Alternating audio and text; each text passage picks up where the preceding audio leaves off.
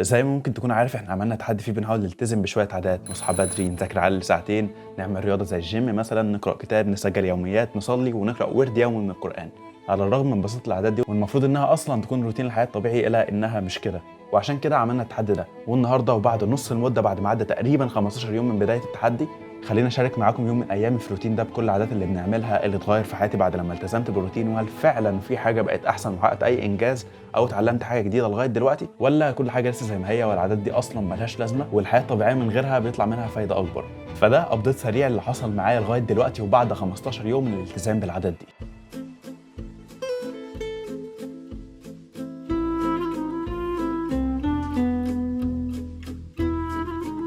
العاده الاولى والاصعب فعلا كانت هي الصحيان بدري كل يوم الصبح في وقت زي ده، والجو اصلا كان ساقعه والنوم بيبقى مغري اكتر من اي حاجه، وفعلا كان بيبقى صعب ان تصحى في الايام الاولى بالذات في الوقت ده. بس على عكس المتوقع كنت بصحى في الميعاد اللي كنت عايز اصحى فيه، وكل يوم كان بيبقى ارخم من اللي قبله. بس كان فعلا اللي بيجبرني واللي يخليني اقوم الصبح في الوقت ده هو اللايف اللي كنا بنعمله الساعتين اللي بنذاكرهم الصبح الساعه 7. كان فيهم ايام كانت اصلا الايام الاولى اللي اصحى فيها بدري وما كنتش متعود على ده، وكان صعب اصلا ان اقوم من على السرير وما كنتش قادر اقوم. بس مجرد ان الساعه قبل ما تيجي 7 تلقائيا كنت بقوم من على السرير علشان في لايف وفي ناس مستنيه نذاكر، انا ما كنتش لوحدي. على عكس بقى لما الكليه بدات ما بقاش ينفع وما بقاش في وقت ان انا اعمل اللايف الساعه 7 الصبح، فالهدف اللي انا كنت بصحى عشان الصبح اختفى.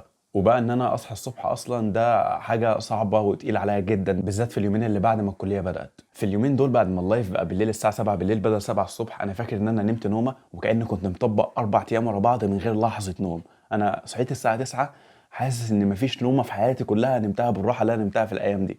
ما كانش اصلا في هدف ان انا اصحى 6، فما قدرتش اقوم. فالفكره اللي انا عايز اقولها او اللي انا اتعلمته من ده هو لو انت عايز تصحى الصبح في وقت بدري اصلا انت مش متعود ان انت تصحى عشانه، لازم يكون في هدف كبير كفايه او مهم بالنسبه لك كفايه انك تصحى علشانه. ولو مفيش اطلاقا مش هتقدر تقوم اصلا. بالنسبه لللايف الساعتين بتاع المذاكره فكان في منه هدفين. الهدف الاول واللي هو كان ان احنا نصحى بدري بحيث ان يكون في هدف ان احنا نصحى الساعه 7 الصبح عشان نذاكر مع بعض، وده فعلا اتحقق في اول ايام.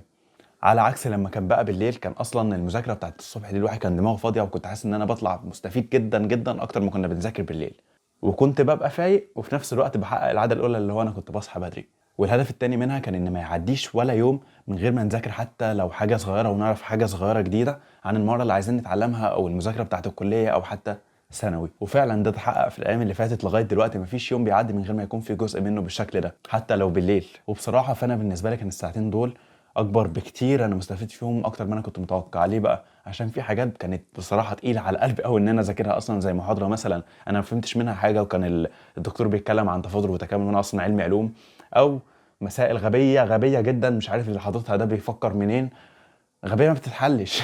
فكان في الوقت ده انا كنت بس بقعد اجرب احل فيهم، وفعلا قطعت فيهم شوط، والمحاضره دورت على حد افهم منه، والمسائل في واحد صاحبي فهمها لي بصراحه. فايوه على الاقل في ساعتين متخصصين ان انا بس افضي دماغي فيهم بحيث ان انا اقعد افكر في الحاجه اللي عليا او الحاجه اللي انا ممكن استفيد بيها بعد كده. ومن غيرهم بصراحه لو بصيت قبل ال 30 يوم دول او قبل ما نفكر ان احنا نعمل العاده دي، كان ايام كتير جدا بتعدي من غير مذاكره. يعني انا ما كنتش بذاكر غير في ايام الامتحانات بس، او اتعلم حاجه جديده. يعني كان معظم يومي بيكون عباره عن ان انا قاعد قدام الموبايل او فاتح اللاب. فالساعتين دول فعلا اثروا جدا على الرغم ان هم وقت صغير نوعا ما، بس اتمنى ان احنا فعلا نقدر نكمل ال 30 يوم دول للاخر واحنا بنذاكر الساعتين دول كل يوم. ومش بس 30 يوم، انما تتبني عاده ان احنا نذاكر بعد كده كل يوم الساعتين دول، عشان فعلا دي حاجه مفيده جدا واستفدت منها كانت اكبر بكتير ما انا كنت متخيل. واتمنى ان انتوا كمان تكونوا نفس الكلام ده، الا بقى لو ما كنتوش اصلا بتحضروا اللايف. القراءة بقى، العادة المملة اللي كان في دماغي ان انا مش عارف ازاي الناس اللي بتقعد تقرأ بتستحمل ان هي تفضل بس قاعدة ماسكة كتاب بتقرأ في كلام وما بتزهقش، لغاية بقى لما جربت انا. بعد المقدمة دي حاسس إن هتبسط جدا باللي جاي. أنا خلصت. ما كنتش متوقع إطلاقا إن ممكن أقرأ أكتر من 220 صفحة في يوم واحد. اللي هو أنت مجنون. أنت الساعة دلوقتي 2:30 وأنا من الساعة 11 تقريبا. قلت بس هقرأ صفحتين ولا حاجة، لقيتني خلصتها. خلصت ال3 أجزاء وكده أكون خلصت قواعد كارديل، حرفيا رواية.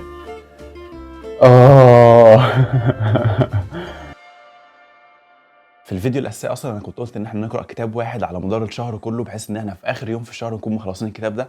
وكان في دماغي اصلا ان ده هدف كبير ومش هنقدر نعمل ده، اللي هو ازاي ممكن اقرا كتاب 300 صفحه في شهر كل يوم، كان حاجة كبيرة بالنسبة لي. المهم إن أنا قرأت 1000 صفحة في أسبوع، 3 أجزاء بتاعت قواعد جارتن في أسبوع واحد، اللي أنا أصلا كنت حاططها احتياطي إن أنا ممكن أخلصها في الشهر الكامل لو خلصت أول جزء بدري.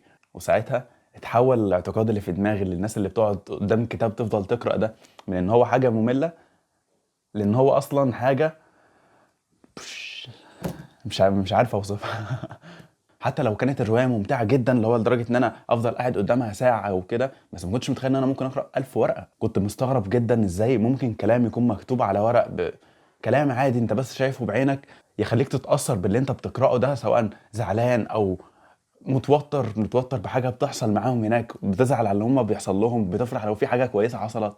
بالظبط كأنك بتتفرج على فيلم. بس الفرق بقى وانت بتقرأ الرواية او انا بقرأ الرواية، كنت حاسس ان انا عايش معاهم لحظة بلحظة، هم بيتحركوا كنت بفكر معاهم، كنت بتوقع اللي جاي بعد كده. كل جزء من الرواية محفور في دماغي عشان انا بذلت مجهود وانا بقرأه. كانت بصراحة بالنسبة لي تجربة غريبة، خلتني يعني اتوقع اكتر من نفسي ان انا ممكن اقرأ كتاب. بس لسه برضو عارف ان انا مش واخد الفكرة الصح عن القراءة، عشان انا كنت بقرأ رواية ممتعة اصلا، طبيعي ان هي تعمل فيا ده كله وتجذبني ان انا اقرأ ده كله في مدة صغيرة. فان شاء الله بقى ال 30 يوم اللي فاضلين هقرأ كتاب بقى، كتاب حقيقي فعلا فيه معلومات انا ممكن استفاد منها واقرأه اكتر من مرة، والكتاب ده هيكون كتاب مسلكيات لإبراهيم السكران.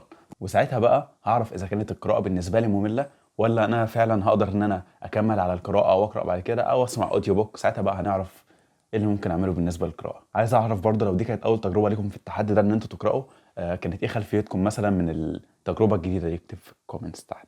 ماشي.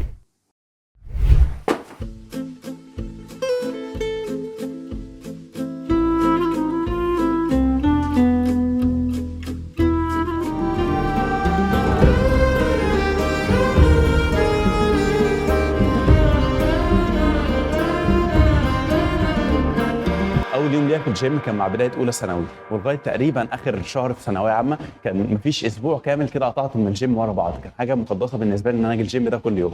لغايه بقى الفتره من بعد ثانويه عامه ولغايه اول ترم في الكليه دول انا تقريبا كنت بعاني عقبال ما ارجع للجيم، وفعلا ما قدرتش ان انا استمر مره ثانيه زي ما كنت مستمر زمان. فحبيت ان انا استغل التحدي ده بحيث ان انا ارجع تاني مره ثانيه للجيم ونحاول ان انا استمر عليه فتره.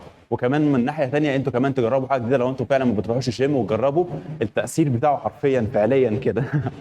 وده حصل في اول كام يوم بدات ان انا ارجع فيهم الجيم مره ثانيه. حسيت بفرق النشاط وفرق ان انا قادر افكر وقادر ان انا اركز اكتر وانا بذاكر واستوعب حاجات اكتر. عارف انك ممكن تشوف الكلام ده مبالغ فيه شويه، بس ده فعلا حقيقه. كل حاجه كانت تمام جدا، عدى 7 ايام وانا مفيش يوم قطعت فيه وكل حاجه كانت ماشيه كويس، لغايه بقى ما حصل الحاجه الغير متوقعه اصلا. في اليوم السابع كان يوم سبت، كنت بلعب كتف من غير ما اسخن كويس، فظهري حسيت ان هو حصل فيه حاجه كده، فما بقتش اصلا قادر ان انا الف ورايا. ظهري كان بيوجعني حاجه غريبه جدا، كأن عماره واقعه اصلا على ظهري، ما كنتش قادر ان انا الف الناحيه الثانيه. وده كان سبب في ان انا افضل يومين كاملين قاعد في السرير، بس اصلا ما كنتش قادر ان انا اتحرك. كان يا دوبك بقوم اذاكر واقوم انام مره ثانيه. وكمان بقت الحاله اللي انا فيها بعد ما رحت الجيم في الوقت اللي ظهري فيه كان بيوجعني ده اوسخ بكتير من الحاله اللي انا ما كنتش بروح قبل الجيم.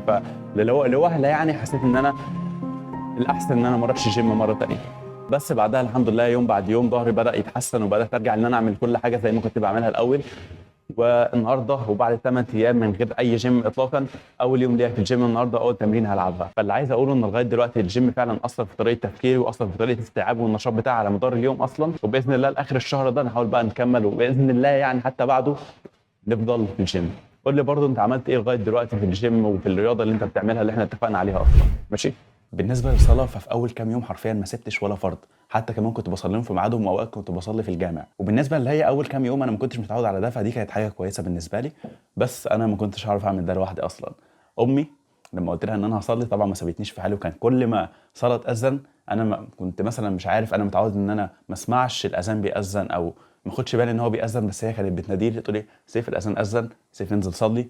لما مثلا كنت اتاخر شويه تقول لي انت ما صليتش كذا، فانا لما كنتش قلت لها انا ما كنتش هقدر ان انا اكمل وانا بصلي الصلوات كلها حتى العشاء. فحاجه زي دي او حاجه انت مش متعود عليها لازم برضو تقول لحد، بحيث انك تحس بالاحراج من ناحيته لو هو عارف ان انت ما عملتش الحاجه اللي انت وعدت انك تعمل بيها. فاهمني؟ وده اللي حصل بالنسبه لي في اول ايام. بس بعد كده مش عارف ليه في ايام ما صليتش فيها كل الصلوات، وفي ايام اصلا ما كنتش بصلي فيها خالص، وبالذات الايام اللي كنت بخرج فيها من البيت او اروح مكان تاني، او حتى مثلا لما اروح الكليه مش عارف بكون ناسي ان انا اصلي مثلا، او ما بسمعش الاذان، مش عارف في ايه بيحصل، بس فكره ان انا لسه مش متعود على الحاجه دي بحيث ان انا اصلي تلقائيا كده، ممكن تكون دي هي السبب. بس باذن الله انا وان انا بعد كده ان شاء الله، حتى لو على الاقل زي ما احنا حددنا باقي الاربع اسابيع او باقي ال 30 يوم اللي احنا حددناهم، ان انا بس اصلي الصلاه كامله في ميعادها، وباذن الله دي عاده تتكون. عارف ان اصلا ما ينفعش اللي بيحصل ده، يعني ما ينفعش ازاي ده كل الايام دي عدت من غير ما انا بكون بصلي، بس باذن الله كل حاجه تتظبط. بالنسبه للقران وفكره ان احنا نقرا بس صفحتين كل يوم،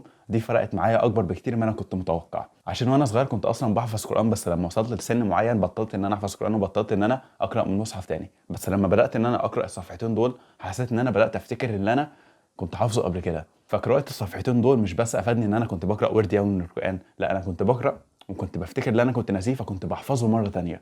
ففعلا على الرغم ان العدد دي صغيره جدا، اللي هو صفحتين اصلا ده حاجه عيب ان انت تقرا بس صفحتين من المصحف كل يوم، انا عارف، بس فرقت معايا بشكل انا ما كنتش متوقعه. فزي ما في كتاب العادات الذريه جيمس كلير كان بيقول ان 1% كل يوم بعد فتره هيوصلك لحاجه كبيره.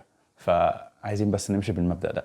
فباذن الله حتى بعد ما ال 30 يوم دول يخلصوا اكمل الصفحتين دول والورد اليومي بتاع القران بتاعي، والعادات اللي احنا بنعملها دي اصلا بعد ال 30 يوم ما يخلصوا نفضل نكمل عليهم. ومره ثانيه ما تنساش تقول لي انت ايه اللي حصل معاك، علشان عايز اعرف برضو كانت ايه تجربتك من اللي احنا عملناه لغايه دلوقتي. واخيرا تسجيل اليوميات، العاده اللي انا ما كنتش متوقع اصلا انها ممكن ما تفيدنيش اصلا خالص. يعني انا حاسس ان هي عاده عاديه مش مستفاد منها باي حاجه خالص، ولا عارف قيمتها، بس اعتقد يعني ان انا هعرف قيمتها مش في الوقت اللي انا بسجل فيه دلوقتي، اللي هو اصلا ما عداش وقت عن اللي انا سجلته، انما هعرف قيمتها بعد ما اقضي شويه وقت وانا بعمل ده، اللي هو اشوف مثلا اللي انا سجلته دلوقتي بعد فتره من الوقت، ساعتها هعرف قيمه ان انا اسجل يوميات، واعرف قيمه ان انا كنت بقول اللي بيحصل معايا في الوقت ده اللي انا اصلا في الغالب مش هفتكره بعد كده. فلغايه دلوقتي تسجيل يوميات ما طلعتش منه باي فايده بصراحه، حاسس ان هي عاده ملهاش لازمه، بس ده مجرد احساس، واعتقد ان هو في المستقبل او بعد كده هيتغير لما اشوف الكلام ده وافتكر اللي انا كنت بعمله فعليا في الوقت ده اللي انا اصلا هكون ناسيه. الطريقه بتاعتي بقى في تسجيل يوميات دي مختلفه شويه. انا بصراحه ما كانش عندي خلق ان انا امسك ورقه وقلم واقعد اكتب اللي بيحصل معايا مثلا، او لا ما كانش كفايه بالنسبه لي. فانا اللي كنت بعمله ان انا كنت بفتح الكاميرا واقعد اسجل فيديو زي ده كده مثلا، اقول اللي حصل معايا في اليوم سواء حلو او وحش. كنت بحاول اكون محايد على قد ما اقدر، عشان بعد كده ان شاء الله اشوف اللي انا كنت بعمله ده، ولو كان في حاجه غلط بعملها احاول ان انا اصلحها، بحيث ان هو يكون فايده بالنسبه لي مش بس ان انا بسجل. فاكتر حاجه انا كنت حريص عليها وانا بسجل يوميا ان انا اكون محايد، اقول الحاجه الحلوه اللي حصلت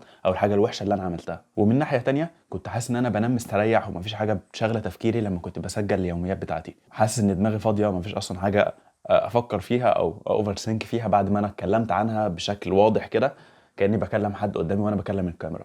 على عكس مثلا الايام اللي انا ما سجلتش فيها يوميات، وايوه بصراحه في ايام انا خالفت ده، وفي عادات اصلا ما عملتهاش في ايام معينه. في الايام دي انا كنت بقعد شويه عقبال ما انام، عارف انت اللي هو النص ساعه اصلا اللي انت بتقعدها قبل ما تنام دي، اللي انت تقعد بس تفكر وتسرح.